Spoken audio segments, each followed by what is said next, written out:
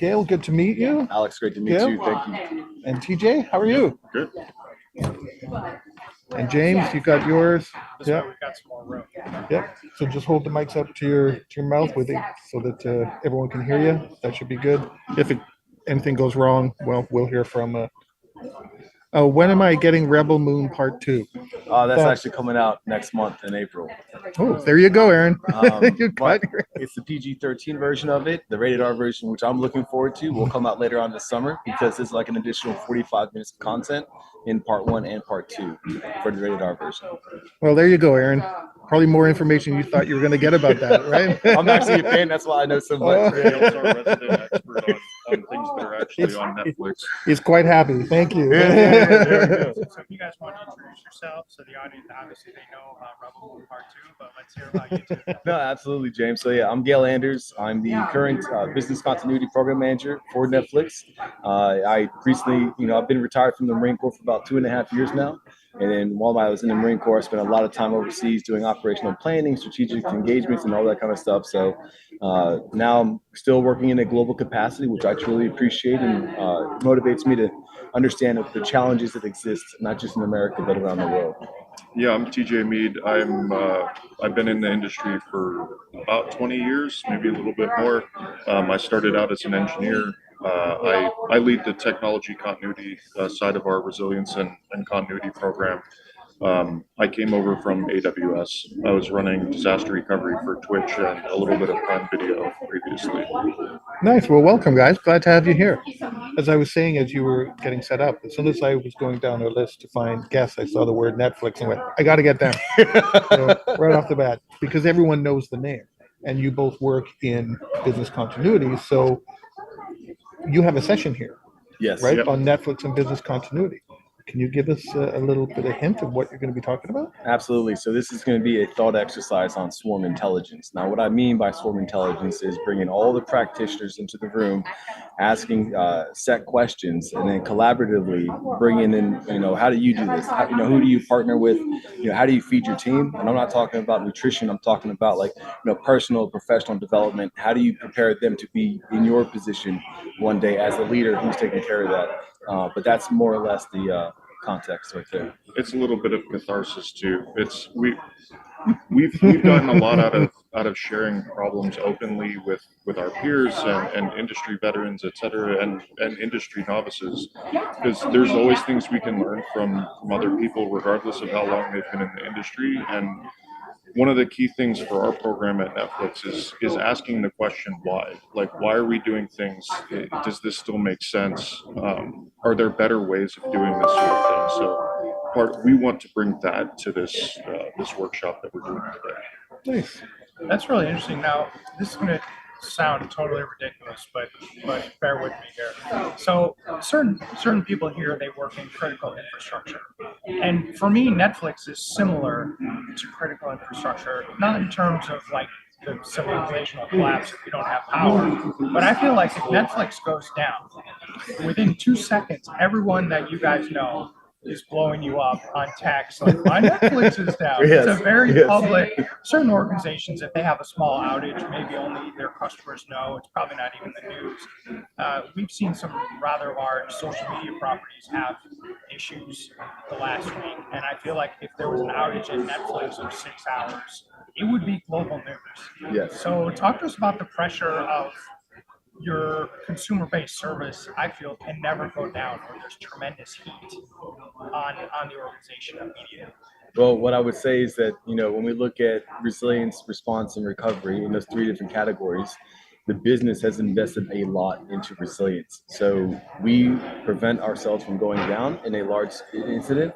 And plus we try new things too, right? And we learn from those mistakes. So we did one of our very first live engagements was Love is Blind Reunion, I believe is the name of the title, where after 3 million people entered or were watching that content, everybody else after that, because auto scaling wasn't properly enabled, it basically blocked everybody. And it was kind of a huge thing where we learned that, okay, we need to really ramp up our auto scaling because how do you anticipate the audience is actually going to tune in and watch that content?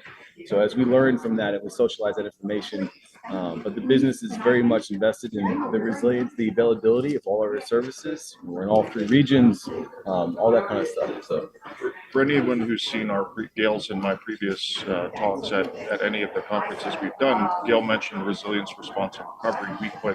We put weights into each one of those areas, and we weighted very heavily on the resilience side. But that adaptive model that we use, we can change that as we become more response focused or recovery focused. That can be shifted around.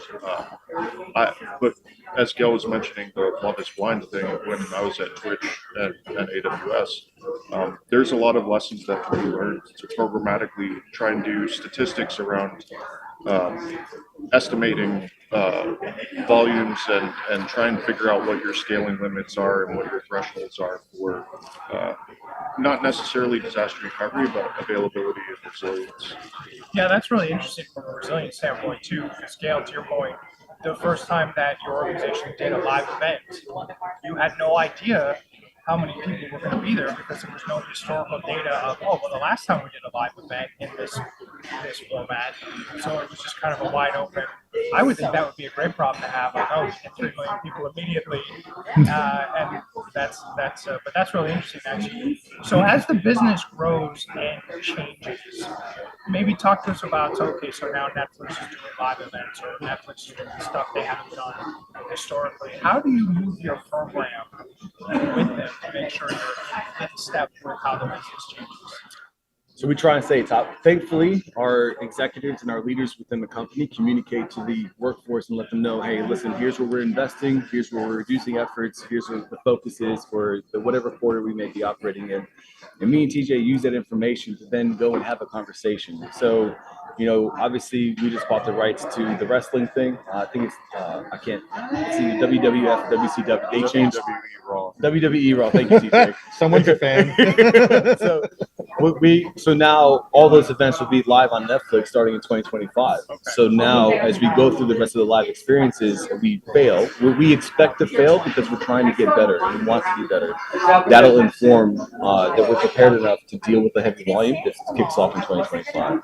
The other thing that we try and do is incorporate direct and open feedback from our customers internally. So anytime that we roll out something new or engage with a new area of the business, we try and be as transparent and open with them as possible because we incorporate their feedback anytime we do an engagement with a different area of the business.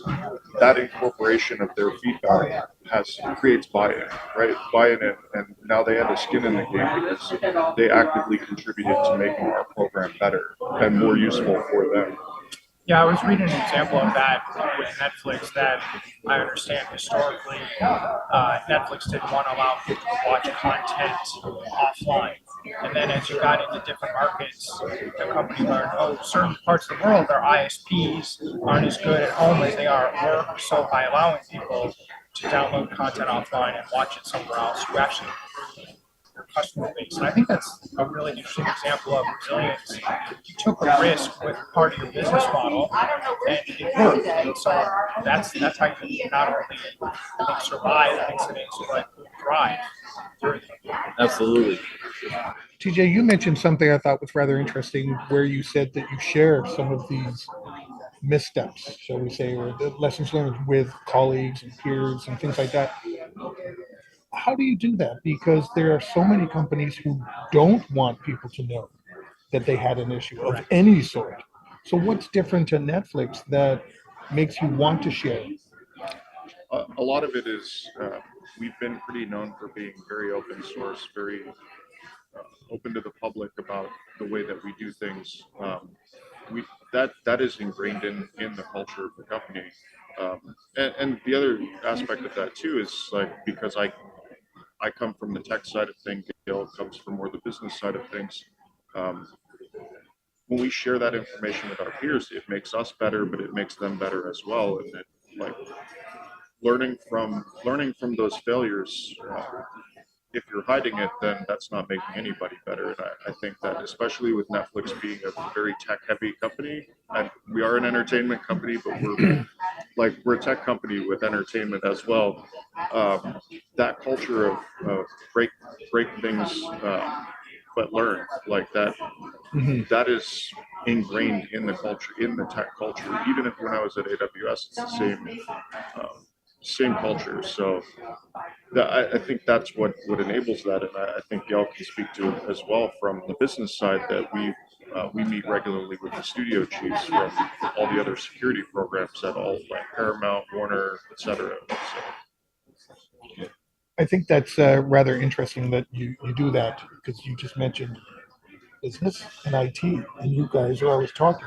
And one of the big issues that we found in our work, and you will hear it here, is those two groups sometimes just don't talk to each other, That's very true. right? And you guys are here side by side, representing that Netflix and speaking the same language.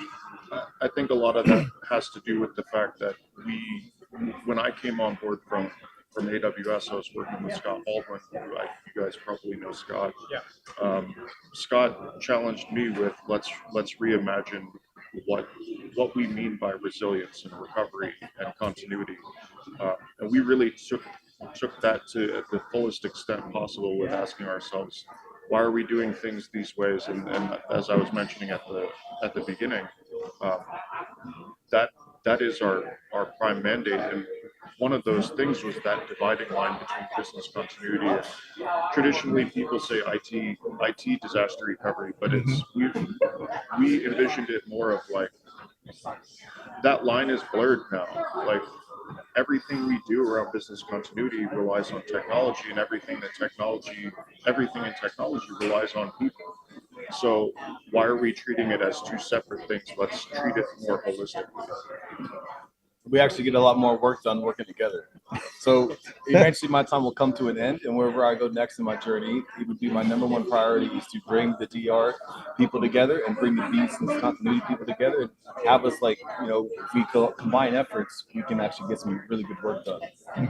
Now, you two are speaking at this conference. Is that correct? Are you speaking today? Today, yes. Okay. What time for our audience who may be here? What time? It's 3:45 in I think it's the Crystal Room B is where we'll be. Okay, great. Well, thank you so much, guys, for joining. As I said, when I saw Netflix was here, I went, gotta talk to these guys because let's face it, millions and millions of people, tens, if not hundreds of millions of people know who you are, Yes. right? And No pressure. there's no hiding. No Yeah, no pressure. pressure. No pressure. So I really appreciate you guys finding the time to come and chat with us today. Yeah, Awesome. Thank you, Alex. Thanks, Gayle.